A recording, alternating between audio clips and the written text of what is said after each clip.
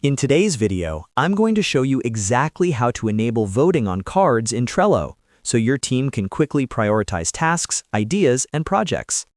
If you're working with a team and want a simple way to let members vote on the most important cards, Trello's voting power-up makes this incredibly easy. By the end of this video, you'll have voting enabled and fully working on your board. If this tutorial helps you out, make sure to hit that like button and subscribe to the channel for more simple and practical Trello tutorials. All right, let's get started. First, open your browser and go to Trello.com, then log into your account. Once you're logged in, head to your boards page and open the specific board where you want to enable voting.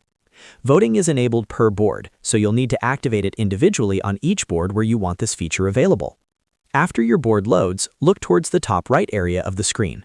You'll see an option labeled Power-Ups. Go ahead and click on the Power-Ups button. This is where you can add extra features and integrations to enhance your Trello board. When the Power-Ups panel opens, click on Add Power-Ups. This will take you to the Power-Ups marketplace for that specific board. At the top of this panel, you'll see a search field. Click into the search field and type in Voting.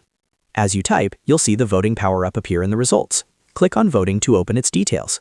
You'll see a brief description explaining that this Power-Up allows members of the board to vote on cards, making it easier to prioritize tasks and gather feedback. Now click the Add button to enable the voting Power-Up on your board. Once added, the feature is immediately active. You can then close the Power-Ups panel to return to your board. Next, choose any card on your board where you'd like to enable a vote. Click on the card to open it. Inside the card view, look for the Vote option, usually located in the right-hand menu area of the card. Click on Vote, and your vote will be added instantly. Once you've voted, you can close the card. Back on the board view, you'll now see that the card displays a vote indicator, showing the number of votes it has received.